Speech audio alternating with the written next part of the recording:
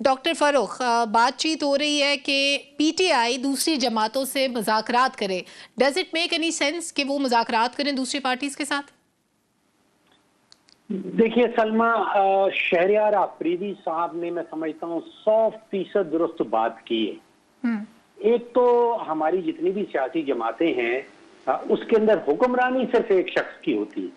बाकियों को आप रहनुमा जरूर कह सकते हैं, लेकिन जो फैसला करना है, जो हुक्मरानी है, वो एक ही शख्स की है। जो चाहे वो पीटीआई हो, चाहे वो पीएमएलएन हो, चाहे वो पीपल्स पार्टी हो। अब अगर मकसद ये है कि आपने वजीर आजम बनना है, तो फिर तो किसी भी सियासतदान से किसी किस्म की बातचीत करने की कतई कोई जरूरत नहीं है। ये समझते हैं पीटीआई वाले और वो कायल हैं।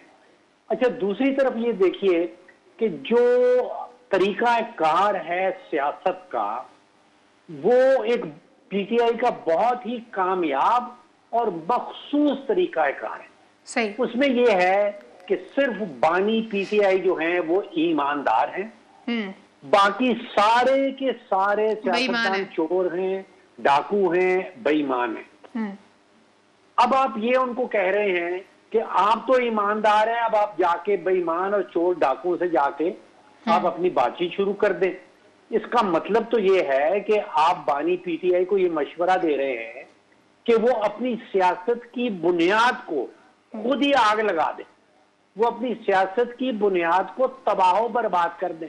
अच्छा, अब इंटरेस्टिंगली ये सिर्फ पाकिस्तान में मामला नहीं है। ये तरीका कार जो है, ये 2-4 और बड़े मशहूर दुनिया के सियासतदान हैं जिन्होंने इस तरीका कार की सियासत को अपनाया कि आपने सब कुछ चोर कहना है और अपने आप को ईमानदार कहना है और उसके नतीजे में आपने मकबूलियत हासिल करनी। एक ब्राजील के लीडर है बोल्सोनारो, एग्जैक्टली यही काम करते हैं। इंतहाई कामयाब सियासत है, ये सोचा समझा मंसूबा है। हंगरी के एक और लीडर है, विक्टर उनका नाम, वो भी एग्जैक्टली यही काम करते हैं। वेनेजुएला में एक बैठे हैं निकोला के नाम से, एग्जैक्टली यही काम करते हैं। देखिए, ये बहुत सोचा समझा मंसूबा होता है कि आपने सब कुछ चोर कहना है, अपने आप को ईमानदार कहना है, उसके नतीजे में आपने क्या हासिल करना है। आप मुझे बताएं कि उसके नतीजे में जो कुछ इस वक्त बानी पीटीआई हासिल कर रहे हैं, उनको क्या जरूरत है अपनी सियासी हिकमत अमली बदलने की। ठीक, उनको कोई ज़रूरत नहीं है कि वो अपनी पॉलिटिकल स्ट्रेटजी को चेंज करें। आमिर सईद अब्बासी साहब भी हमारे साथ हैं। आमिर अब्बासी साहब, उस जमात की बात हो रही है जिसके लिए आप सॉफ्ट कॉर्नर भी रखते हैं। आप कहते हैं कि भाई इनके साथ बड़ी ज़्यादतियाँ होती हैं। अब वो मुज़ाकरात की बात कर रहे हैं, लेकिन किसके साथ मुज़ाकरात करने हैं उस पर तकसीम का शिकार है पार्टी, उस पर इख्तलाफ पाया जाता है। कभी कहा जाता है कि मुज़ाकरात होंगे तो सिर्फ फ़ौजी क़यादत से होंगे, कभी कहा जाता है कि गवर्नमेंट को भी इन्वॉल्व किया जाएगा, उनके साथ भी बातचीत का रास्ता खुला रखेंगे। तो वो जमात जो आपके दिल के बहुत करीब है, वो क्या सोच रही है, वो किससे बात करना चाहती है? देखिए, पाकिस्तान तहरीके इंसाफ में इस वक्त, क्योंकि अब्बासी साहब की आवाज़ नहीं पहुंच रही है अपना। जी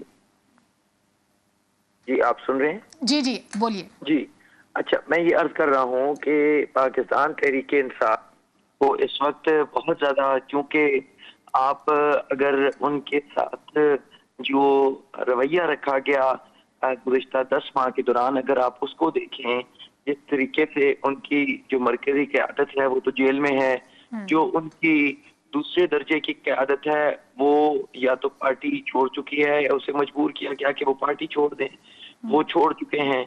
उनकी जो तीसरे दर्जे की क़यादत है, या तो वो रूपोश है, या वो मफरूर है, या वो मुकदमात का सामना करते करते जेल पहुंच चुकी है। सो अब ऐसी सूरत हाल में जब एक पार्टी की कोई सेंट्रल लीडरशिप नहीं है, उस पार्टी के ने एक पूरा एक केसेस की एक लिस्ट है जो उन्होंने भुगती, और उसके बाद वो पार्टी की इस वक्त भी टॉप लीडरशिप जेल में है। तो जाहिर बात है उनके जो बयानिया है या उनका जो मौक़िफ़ है वो दुरुस्त अंदाज में तो कम अज़ कम मैसेज में नहीं आ सकता।